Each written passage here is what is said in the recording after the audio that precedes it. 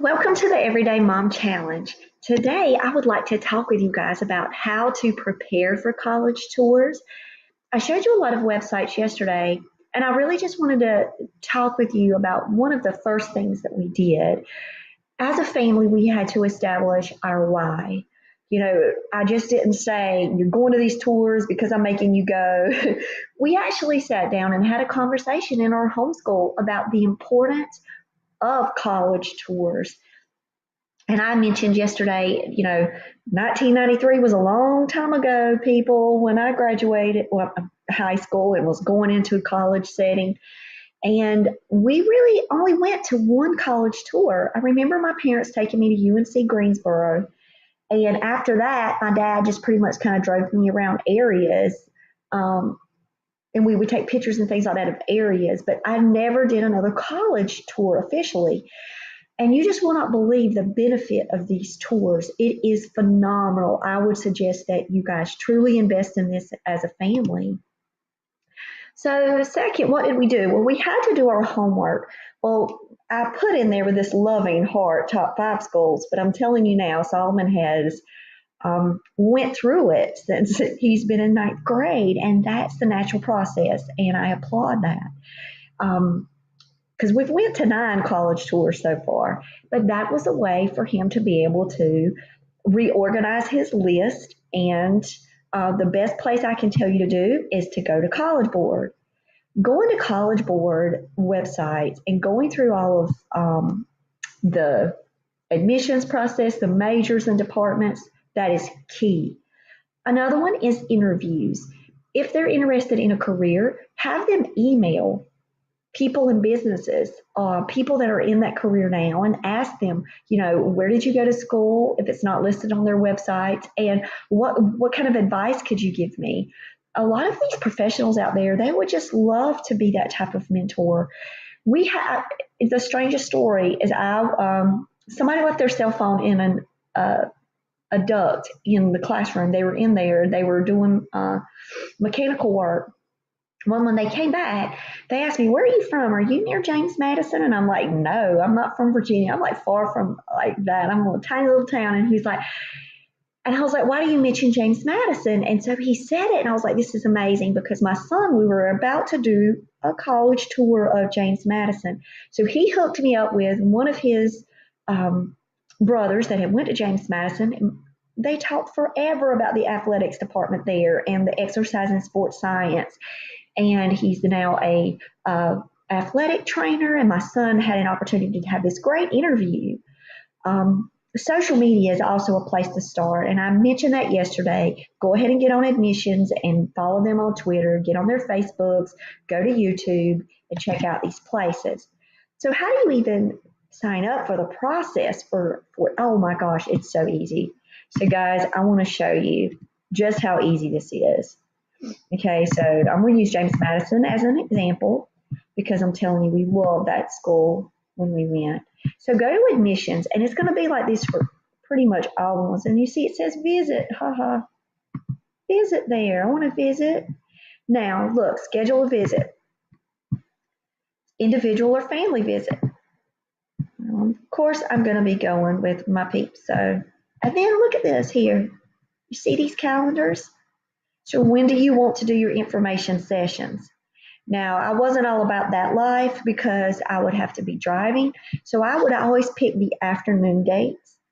That also gives us a time to explore in the morning and have lunch somewhere. And then we can have dinner somewhere else afterwards after we do some shopping and things. So I always like the afternoon times. I will tell you that I watched a family's face just drop when I was at a campus tour, and the admissions counselor was saying, "Well, you won't see this today, but if you come back for the open house, you will see this. You won't see this today, but if you come back from the open house," and these people had traveled to North Carolina from Chicago. And I'm like, oh my gosh, they just kept looking at each other like, I told you, I told you. So check to see what is the difference between, these day visits, which are kind of like 2 hours, 2.5 hours, with the college tours, and what would you look at as far as open houses go. Okay, so that's my tips on that, but it's super, super easy. to sign up for these.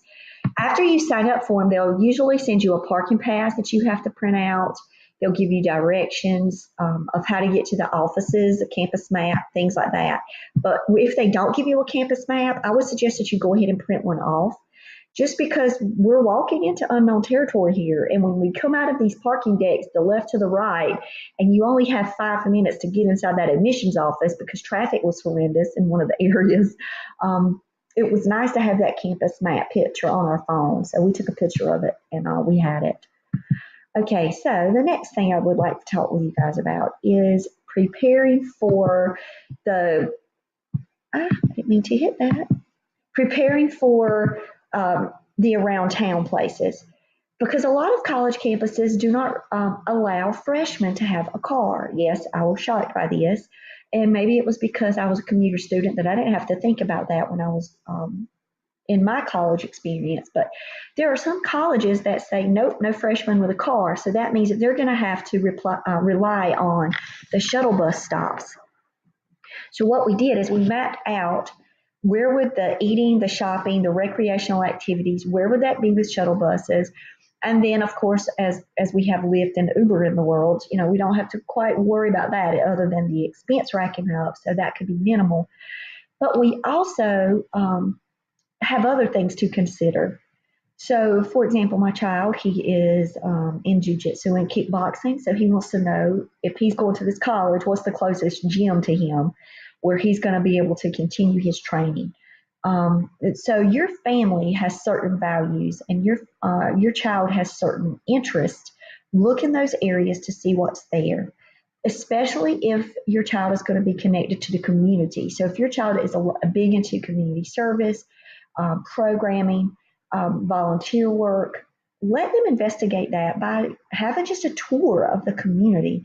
Check out the Chamber of Commerce, look up local sites. If you go to Chamber of Commerce in like the town sites, they will give you like tons of recommended places that you can connect to, make phone calls before going, check to see if people are available, and just make a little stop. The eating is huge. So you see, that's why we put that on number one, because my two boys, that's all they're talking about is I'm hungry and where are we eating? And let's try to find this restaurant. So I will let you know that we do the Yelp. So like if I'm looking like places to eat around James Madison, I'm looking here, we're just going on Google, we're looking up their different stars. But I will tell you also, when we got there, when we went to James Madison, we stayed in the hotel room because we use it as a stop before going up to Georgetown. Because we had hit Liberty, University of Virginia, those schools too. So I needed like a day in a hotel. So I knew we were going to spend multiple restaurant times there. So one day we were like, okay, we're going to plan one, but we're also going to ask admissions tour guides, what's the place?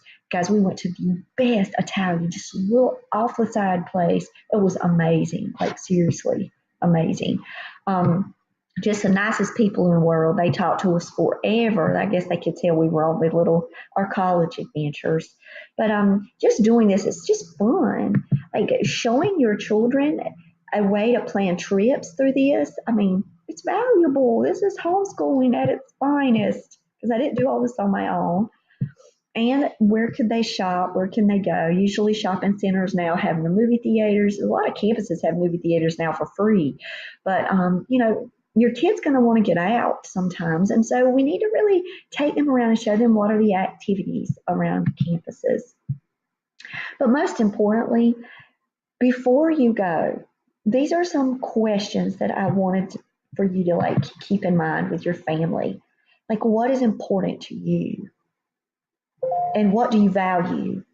So if you value having a church nearby the campus, if you didn't want to do campus ministries, going and checking those out, meeting with a pastor. If you are, like I said, into the community service, what are some local outreach programs that you could go ahead and meet, nonprofits that you could go ahead and meet with and let your child see some ways that they could connect. And then can you picture yourself there? And then take pictures of yourself there. So then you can look back on those moments. Can you picture yourself in the wider community? I'm not going to name the college name, but we went to a college.